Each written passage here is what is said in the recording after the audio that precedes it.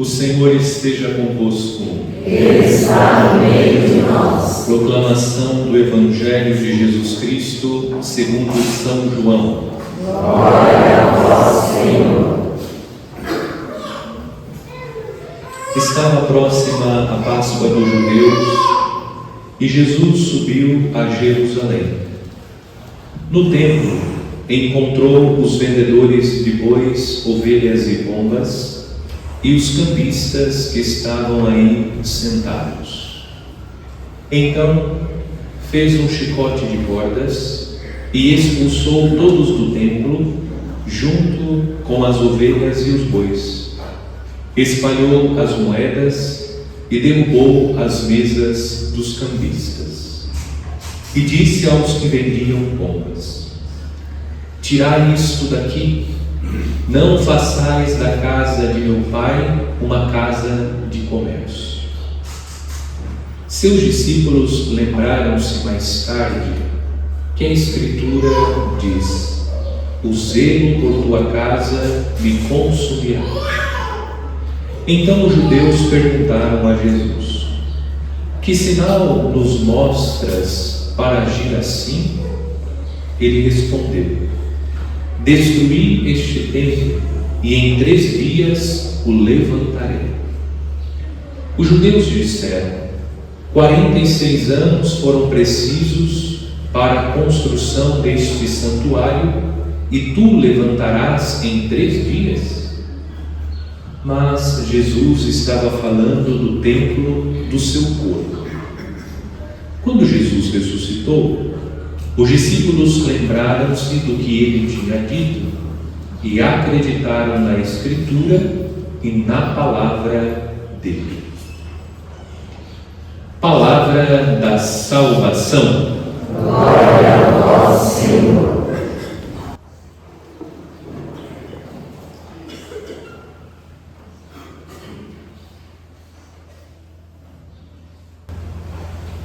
Neste domingo, a Igreja celebra a festa da dedicação da Basílica do Latrão. Basílica do Latrão, porque esta Basílica Papal está na região, na cidade de Roma, conhecida como a região do Latrão. Trata-se da Catedral do Papa. É nesta igreja, portanto, que está abrigada a cadeira do Papa, a partir da qual o Papa governa toda a Igreja. Ele é o sucessor do apóstolo São Pedro, é aquele que preside na caridade o colégio apostólico, é aquele que tem a missão de pastorear o rebanho de Cristo espalhado pelo mundo inteiro. Portanto, esta festa nos convida a renovar a comunhão com a Igreja Universal. Nós estamos em Itapetininga, estamos no estado de São Paulo, no Brasil, mas não estamos isolados. Nós fazemos parte da Igreja de Cristo que está espalhada pelo mundo inteiro. A Igreja que é cuidada pelos sucessores dos apóstolos, pelos pastores, aqueles que são chamados e enviados pelo próprio Cristo, e esses pastores são presididos por aquele que é o sucessor de Pedro, hoje o Papa Leão. E ao mesmo tempo renovamos o nosso amor, o nosso respeito ao Santo Padre, e por ele rezamos, pedindo ao Espírito Santo que o ilumine para que continue cuidando, pastoreando o rebanho de Cristo. A solenidade, a festa da dedicação da Basílica do Latrão, propõe textos que nos remetem à realidade do templo, à importância do templo na vida do povo de Deus. Nós acompanhamos no texto do Evangelho Jesus expulsando do templo os vendedores e cambistas. O templo tinha uma função importante na vida religiosa do povo de Israel. Era no templo que o povo de Israel oferecia por excelência o seu culto a Deus através do sacrifício de animais. O povo ia até o templo, até a cidade santa, Jerusalém, para celebrar as festas mais importantes do calendário litúrgico judaico. Jesus está notando que os homens estão fazendo do templo uma casa de comércio. Jesus, consciente do papel do templo, da sua função na vida religiosa do povo, expulsa os vendedores e cambistas para purificar o templo, de tal modo que as pessoas possam viver e cumprir a sua fé, viver a prática religiosa, possa se aproximar de Deus através do culto que eles realizam no templo. Jesus está purificando o templo para que aqueles que acorrem ao templo não sejam impedidos de viver, de celebrar o seu culto a Deus. Nós aprendemos com São Paulo que nós somos templo, santuário de Deus. Nós aprendemos com o apóstolo São Paulo que o Espírito Santo de Deus habita em nós. Como o templo de pedra, de tijolos, é o lugar do encontro do povo com Deus, nós também somos um lugar onde as pessoas podem encontrar esse Deus vivo. Hoje, acompanhando pela leitura do Evangelho a purificação do templo de Jerusalém, nós também devemos pedir a Deus que purifique a nossa vida. Porque se nós somos templos vivos do Espírito Santo, nós precisamos remover da nossa vida tudo aquilo que nos impede de ser aquilo que somos pelo batismo. Templos vivos do Espírito Santo, onde os irmãos que se aproximam encontram esse Deus vivo. Quantas coisas nós vamos colocando na própria vida e que nos impede de ser esse templo, este santuário de Deus, onde Deus é encontrado. É interessante, porque nós, como católicos, quando visitamos uma cidade desconhecida, uma das primeiras coisas que nós fazemos, na medida que nós vamos entrando na cidade, os nossos olhos começam a correr e a procurar uma igreja. Nós ficamos procurando onde está a Igreja Católica. A Igreja Católica, a igreja mais tradicional, a arquitetura mais tradicional da igreja, ela é facilmente identificada. Nós começamos a procurar uma torre, uma cruz, porque reconhecemos que são sinais que indicam que se trata de uma igreja católica. São sinais que indicam que ali nós temos um templo católico, onde a comunidade católica se reúne para celebrar a sua fé. Mas é verdade que nós podemos ser enganados, porque as igrejas protestantes históricas, as igrejas protestantes mais tradicionais, têm uma arquitetura externa muito parecida com a arquitetura da igreja católica. Nós temos na nossa cidade um exemplo disso. Existe uma igreja protestante nas proximidades da igreja do Rosário. As pessoas que não conhecem imaginam que é uma igreja católica. O que nós fazemos? Quando nós identificamos, parece que é uma igreja católica, nós entramos e nós começamos a procurar os outros sinais que indicam que aquele templo é um templo católico. Você vai avançando e não encontra a imagem de Nossa Senhora. Você vai andando e não encontra o crucifixo. Você começa a observar o espaço e nota que não há uma mesa do altar, não há um ambão, como na disposição do presbitério da Igreja Católica. E você identifica que não há sacrário. Não é uma igreja católica. Porque existem sinais que nos remetem ao templo católico. Do contrário, quando você entra numa igreja católica, você vai observando os sinais, as imagens dos santos, os vitrais.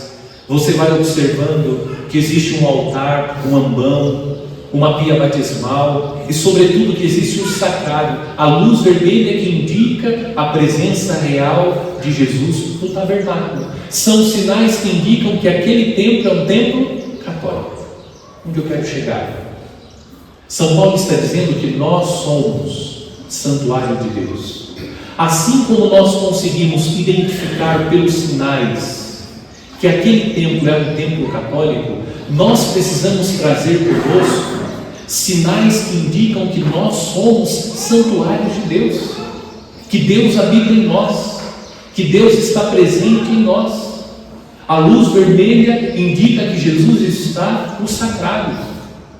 Nós precisamos trazer sinais que indicam que Deus está presente na nossa vida e que nós somos santuários de Deus, portanto, em nós as pessoas vão encontrar o Deus vivo. E o que está acontecendo? Nós estamos trazendo para a nossa vida uma série de coisas que vão desfigurando esse templo do Espírito Santo que somos nós.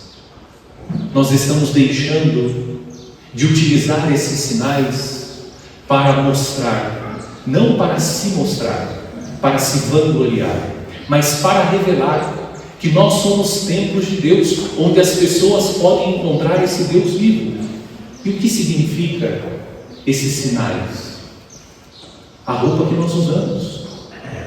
Se nós não usamos uma roupa compatível com os valores da nossa fé, nós não seremos um sinal visível para o irmão que somos templos vivos do Espírito Santo, onde aquele irmão, aquela irmã vai encontrar o Deus vivo. Quais são as roupas que nós estamos usando? Infelizmente, muitos católicos não estão se vestindo adequadamente.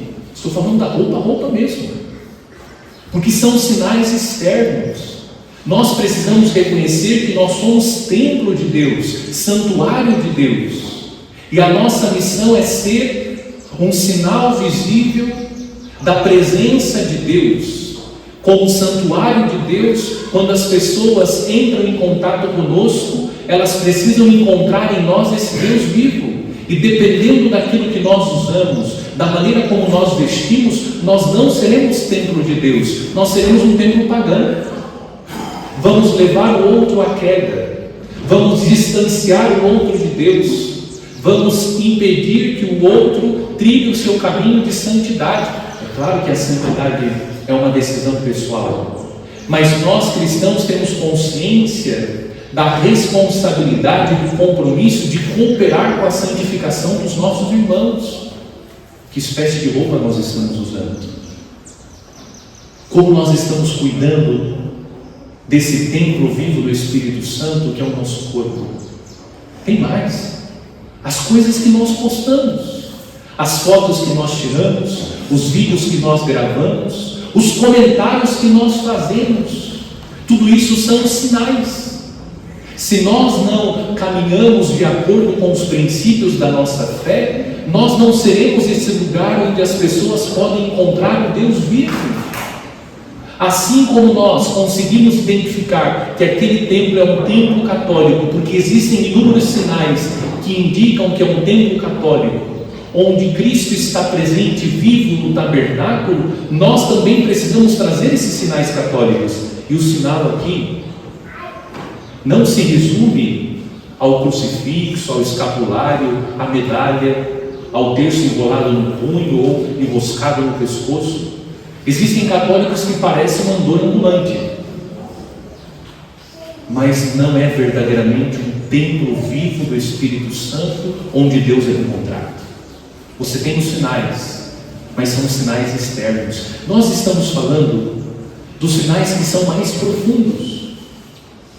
Aquilo que nós falamos, a maneira como nós nos dirigimos às pessoas, o modo como nós nos comportamos, as atitudes que nós temos.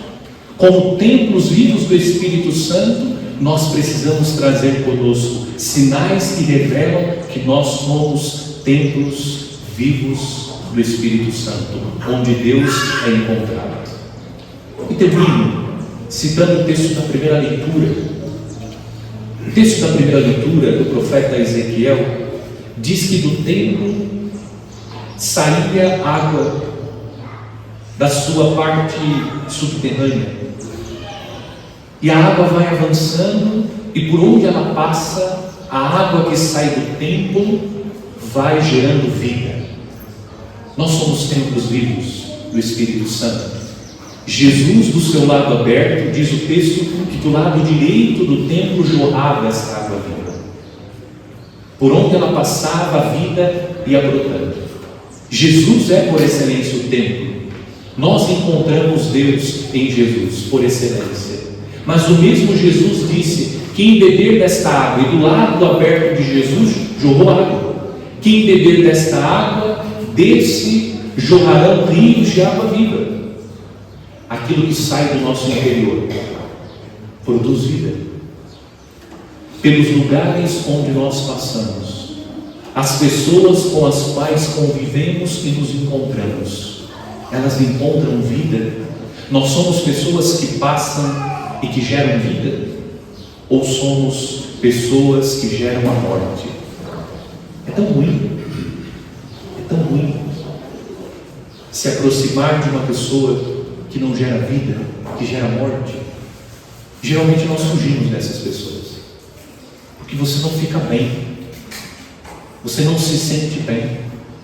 Nós precisamos, como cristãos, passar pela vida das pessoas e gerar a vida.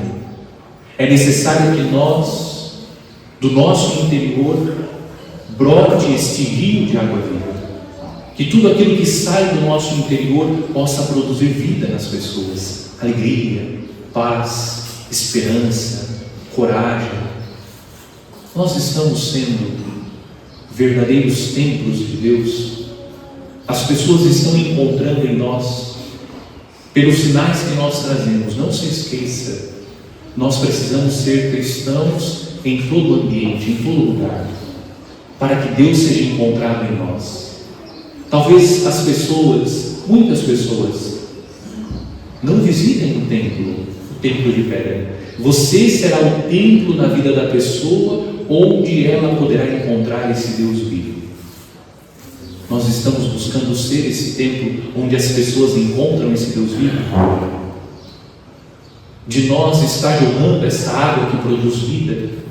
O contato que as pessoas estabelecem conosco é um contato que gera vida na vida dessas pessoas. Vamos pedir a Jesus essa graça. Se necessário for, vamos pedir ao Senhor que Ele entre na nossa vida como Ele entrou no templo de Jerusalém. Teceu um chicote de cordas e expulsou os vendilhões, os cambistas. O que precisa ser expulso de nós? Às vezes nós ainda vivemos como verdadeiros pagãos.